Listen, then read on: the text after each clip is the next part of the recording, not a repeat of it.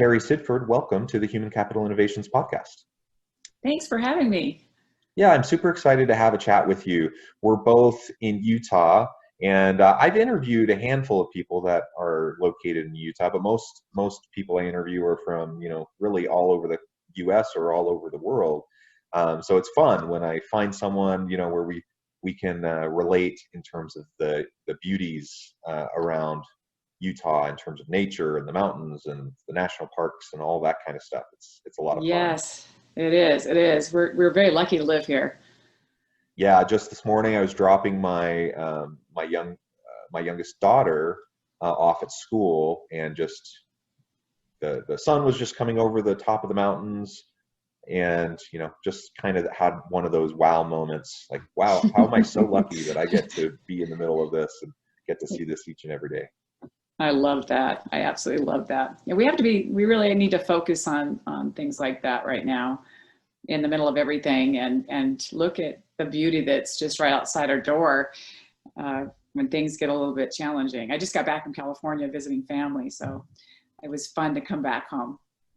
Good, good. Well, today we're going to be talking about finding our courage, the courage to lead our own situation, to lead our team, our work environment, and our relationships. And I know you do a lot of work in this area, and so I look forward to picking your brain and getting some of your insights to share with the listeners. Before we dive into the discussion, I just wanted to share Terry's bio with everybody. Terry Sidford is a sought-after TEDx speaker, author, and certified professional life coach. She has spent over half her life acquiring the knowledge and experience that qualify her to guide others. The acquisition of those experiences is the basis for her book, 100 Hearts, Inspiring Stories from the Women Who Lived Them, a collection of stories of female courage in the face of adversity. You can find Terry working on her next signature talk and sharing her insights with audiences across the nation at her website, terrysidford.com. So thank you so much for joining me. Before we launch in, anything else you would like to share by way of personal background, context, anything for the listeners? I think you pretty much nailed it there. I really have been working with a lot of people as a life coach and as an author, and then began my speaking career, and then it launched into working with corporations, and it's been a wonderful journey. Just very organic how I arrived here. Well, good. And, I think that's often how it is. We all most of us tend to have, kind of meandering paths in life and in careers that then end up taking us down, pathways that we never would have expected, earlier. And I know that's certainly the case for me. And I find that a lot of what I do now, lays the groundwork for future opportunities, 5-10 years from now that I haven't even conceived of yet.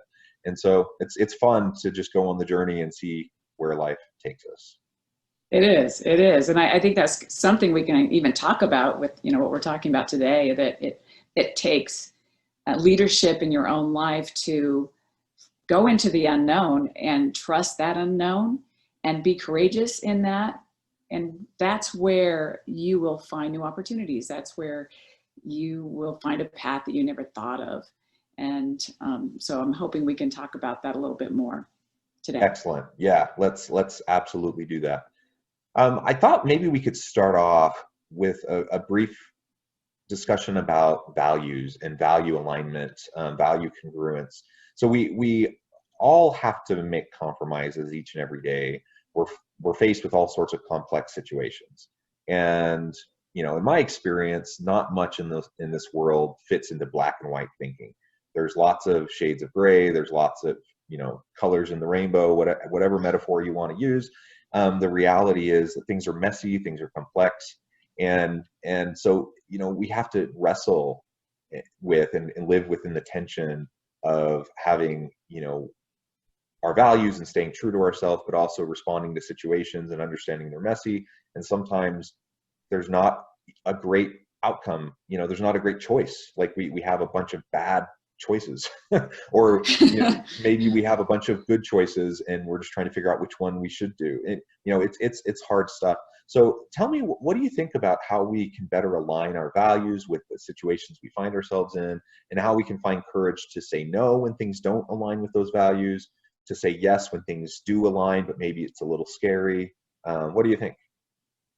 Yeah, I love this topic because it's something I talk about with my clients all the time. Because if you, first of all, don't do the work to understand what it takes for you individually to be happy and fulfilled, all those different pieces in your life, and understand what makes you, part of who you are. What's important to you, and that's part of your values. And I do believe that values are some things that you bring into this world. There's some core values that are just with you. When you're 5 years old, you're like, yep, I was just like that when I was 5. That was important to me. And then you take on society's values, and some add to your character and add to your fulfillment. And then you also take on some other values in your life that really aren't yours, or they don't support who you really are and what's most important to you. And I think it's taking time to understand those things first of all. And that gives you the grounding and the foundation to handle whatever life throws at you. And another thing, they say that people that are really resilient, and that's the ability to bounce back from difficulty, are people that understand that life is challenging, that there are going to be challenging situations where you have to make a decision and you have to say no. And if you say no based on what's most important to you and your values, it becomes easier. Because when you say no, you're actually saying yes to something else. And the more you do it, it's just like a muscle, it becomes easier. And so it's a practice. You have to really practice it. And again, you want to do it with tact. You don't want to just say no. And sometimes it needs an explanation. Other times it does not. And, some people in the beginning, when they say no, they're kind of rigid. It's like, no, because they're not used to it. So just, practice it until it just becomes, you do it with grace and ease, and people respect you. And that's in the workplace or in your personal life. They'll start to respect you and trust you because, she will say what she really means, or he will say what he really means. Yeah, yeah. And I like how you frame that, as there's flip sides to the coin, right? So you're saying no to something, that means you're saying yes to something else, or vice versa. You're saying yes to something, you're saying no to something else. So we're faced with those kinds of decisions each and every day. And a lot of times, we, in our own minds, we think, well, I don't want to disappoint somebody, so I'm just going to say yes, even though that's not consistent with who I am. Or maybe I just don't have that's a problem in the workplace all the time. People say yes, they feel like pressure, they feel like they have to agree to do something more rather than, maintaining personal boundaries. And so, it's a challenge, but we need to remember that we are saying no to something else if we say yes to that thing that we don't feel is consistent with ourselves. If I say yes to this extra project at work, I'm saying no probably to an extra activity with my family, or to whatever other important thing that there is in my life. And so I have to make that decision. Which priority am I going to allow to dictate my choices?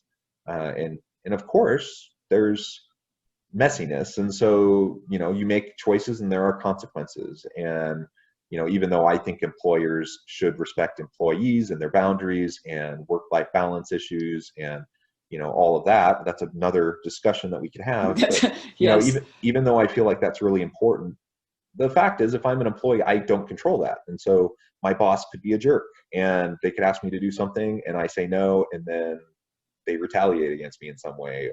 That is a possibility. So part of all of this, as we're thinking about saying yes, saying no, we're thinking about the consequences of our actions, is we have to learn to be comfortable with the outcomes, even if it's not perhaps what we would really desire. So I know if I'm going to say no to someone in a position of power, I know that there's a potential that could come back to hurt me. And I have to be okay with that. And that's where the courage comes in, right? Yes. Because I have to trust that life will take me in a better direction if someone retaliates against me for just living up to what I feel is right. Wow, you couldn't have said that any better. And it's true. It takes courage. It's not easy. This isn't something easy. We're faced with difficult decisions a lot of the time, especially in the workplace, and there are consequences. But at the end of the day, you're the one that lives with yourself, and you're the only one that can make that decision of what is a priority right now. And another little trick or suggestion that I can give to people is, if you really don't know, you're on the fence, but something doesn't feel right, you just like, I can't say yes, I can't say no, I don't know what to do, is to tell that person, that you need a few minutes or you need a day to get back with them, and wait till you really know what that answer is. And then you do your best that you can. And we all just do our best that we can with the information we have in the moment. So if you need more information, gather more information to make that decision. But get really clear on why you're doing this, and what's the outcome. Yeah, and I think that's really important, and that comes back to personal boundaries. That a lot of times people in positions of authority or power, they kind of pressure you to make a decision in the moment, even though you don't actually have the information necessary. You may need to go home and talk to your family. You may need to collect some data. You may need to just take the time to think it through. And so I am a big believer in just establishing and protecting our personal boundaries. If our boss, if our leader out in the workplace isn't honoring that, then it's our job then at that point to make sure that we are protecting our own boundaries, so that we give ourselves the time, so we don't end up making a rash decision, or something that will negatively impact a family member or a colleague, or whatever. That there are implications of everything that we do. And to the best of my ability, I want to make decisions that will, at least at a minimum, do no harm to those around me, and hopefully actually benefit, right, and have positive impacts for people around me. And that includes my family, that includes my neighbors, that includes my boss. I want them to be successful, and that will only happen as I'm successful. So I want the workplace to be successful. But I have to recognize that it's a challenge if I'm being pressured and pushed into making a decision prematurely. On the flip side of that, some people fall into what we might call decision paralysis, where they just can't get themselves to move forward. And there's a variety of reasons why that might happen for an individual, and that's also harmful. So we don't want to make decisions in the moment, especially highly emotional types of situations. We want to give ourselves time, but we also can't just linger forever. And there is timeliness that is required, particularly in the workplace. And so while it might be reasonable to ask for a day to think something over, it's probably not reasonable to ask for a week or a month, or to have things just drag on for, indeterminately. So we have to avoid decision paralysis also. That's a really good point on that one. People are fearful of making a mistake a lot of times, so that gives them that paralysis. But if they look at it as the worst case scenario, if you could handle the worst case scenario or outcome and kind of go there for a moment and face it, you usually can get to the other side. And the worst case scenario is you're going to learn something. If this is not the right decision, I'm going to learn something. I probably won't make that decision again. Or I'll be smarter, or I'll learn, I'll be better from this somehow. Yeah. So that kind of helps people get off the fence in making those decisions, because it's okay to make mistakes. How else are we going to grow or go or push past our comfort zones and learn something new? It's really going to that uncomfortable place, and you don't know sometimes if it's the right decision. Yeah. But hedge your bets. Yeah. Growth happens in the tension, right? And so we almost never grow when we're comfortable. And so learning and developing ourselves and developing the people around us happens, like you mentioned, learning as a muscle, or learning to say no as a muscle. We have to exercise that, right? And that's the growth comes in the tension. Now we've been talking about courage to make decisions, but how about courage to lead? I know you do a lot of work in talking about courage to lead your own situation, but also in the workplace, your team, your work environment, workplace relationships and such. What do you mean by that? Like, what's the courage to lead? And why is that important? Being courageous as a leader is really stepping up and being willing to take the first step and a move in a direction, or making a decision that's difficult, and doing it in a way that people want to come with you, even if you don't have all the facts, or it's a risk. I feel like it takes a lot of courage to be the first one to say, you know what, I'm going to go, I'm going to figure this out and I'm going to try it. And I'm going to inspire all of you around me to come with me and trust me in this process. And that gives the people around your team more confidence to go there too.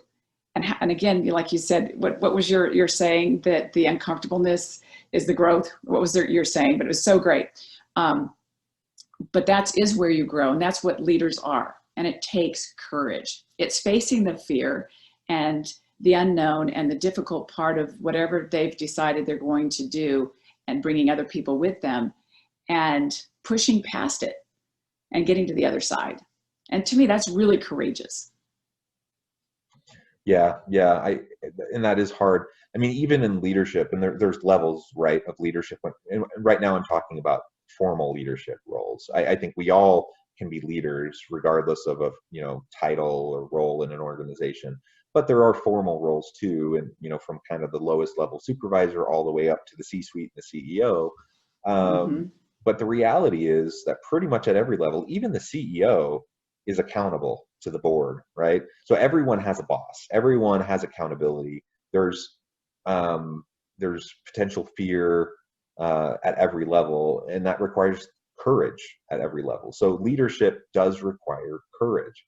Now, at the very beginning of our discussion today, I already forgot, but you had mentioned something that you wanted to make sure that we got to in relation to this topic. So let's go there before we move on. I think we were talking. If you can remember. I'm trying to remember what it was. I just think I think it's just more. I think we're just talking about courage and leadership, and how important that is, and that in my journey of being a life coach, working with individuals, and a business coach, and working with corporations, I found that there was a secret ingredients in people's personal life and in the workplace, and that helps them break through barriers and achieve their goals and their dreams. And there's many barriers and obstacles out there that we're all dealing with. And what makes the difference of people who've been very successful is that they were courageous. That's the secret ingredient. They didn't let money, education, health, confidence, all these different things that we all are dealing with or can be dealing with, get in their way. They saw a vision. They knew that they were stronger than they thought they were. And that's what I found with courage, that a lot of people are being courageous and using courage, but they haven't really put a word to it. And it's courage.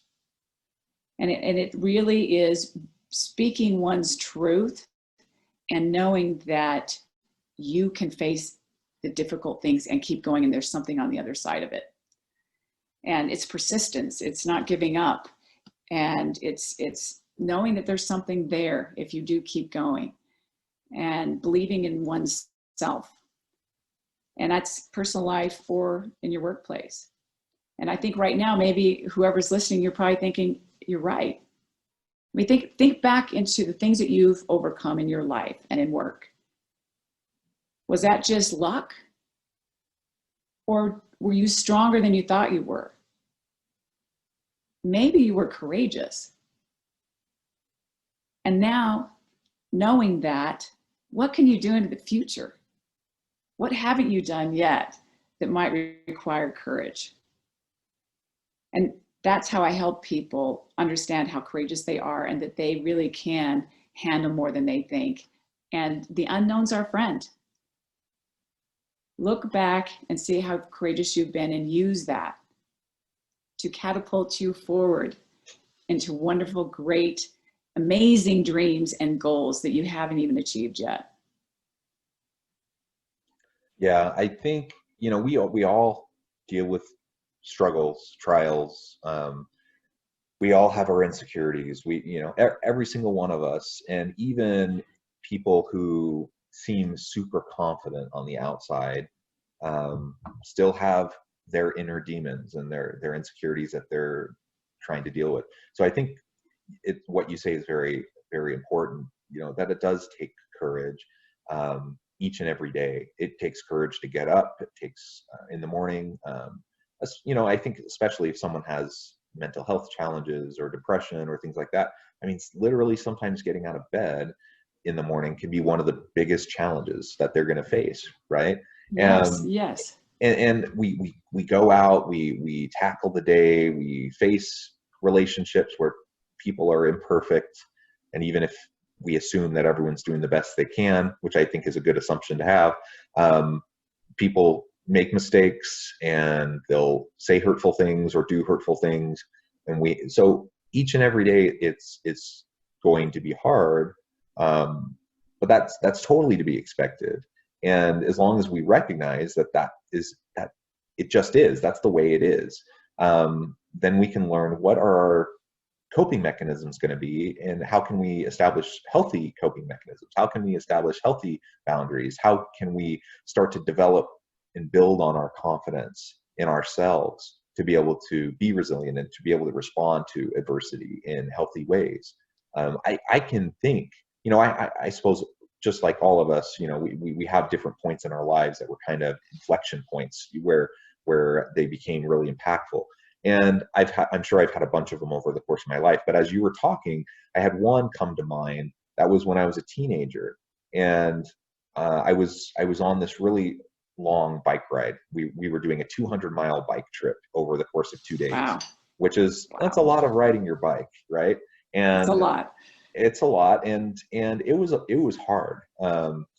And I won't bore you with the whole story, but basically that was a really impactful thing for me as like a 14-year-old going on this big bike ride and pushing and pushing and pushing through the pain and the challenges, and just kind of finding some inner confidence through that. And that then led, as I gained some confidence from that then led me towards other areas of my life where I was able to gain confidence, do new challenging things, that then built more confidence.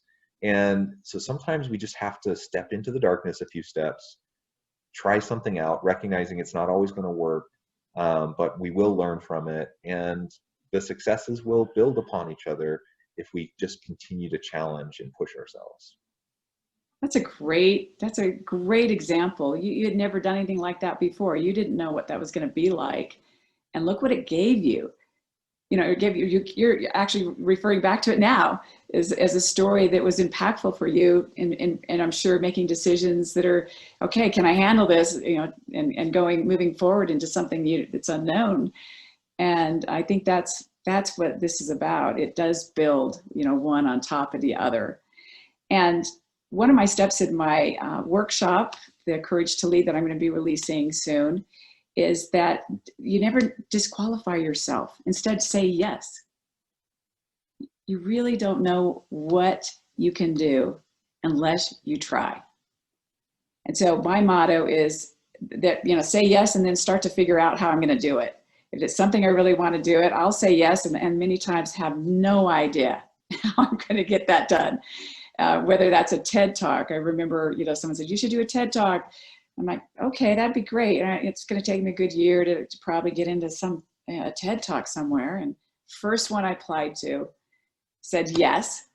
And then I was supposed to be on stage in 4 months. I didn't even have my talk figured out. So I'm like, okay, here we go. I have 4 months, I can do this. And it's been an amazing journey living like that. I mean, even if you don't have the qualifications you think you have, or you haven't done the education or the certificates or whatever it is, you really don't know what's possible unless you go for it. So that's another thing, I think, on the thing that you're saying. You have to, if you've had something in the past where you've been able to do that, that will give you the confidence to do something that you have no idea how to do it. But you'll figure it out. And that takes courage. That does take courage. Absolutely. Well, Terry, it has been a real pleasure talking with you today. We're drawing short on time, so this has been a really fun discussion. Perhaps I can have you back on sometime so we can continue. But I would before love we leave, that.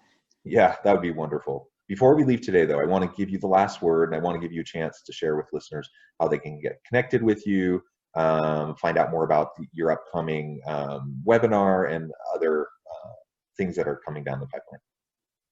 Thank you so much. It's really been an honor to speak with you today, and I love what you're doing, and I really want to support that. And for my listeners out there, I'm working on a new book, and I have a webinar that's going to be released, The Courage to Lead, and you can go to my website to find out all the information about that and where to sign up. I'm available for coaching, and I have a sought-after newsletter that a lot of people are really enjoying right now. So go to Terry, Terry, Sidford, SIDFORD.com. And I look forward to hearing from you. And I hope that you are leading in your own personal life and your professional life, and know that you are capable of much more than you think you are capable of doing. Be strong, be brave. I know it's an interesting time right now, but know that in adversity, there's opportunity. Thanks so much for listening. Thank you. Thank you again. I encourage listeners to reach out to Terry, get connected, find out more about what she is doing and what she can do to help you. And I hope everyone stays healthy and safe, and that you can continue to find meaning and purpose at work each and every day. I hope everyone has a great week. Thank you.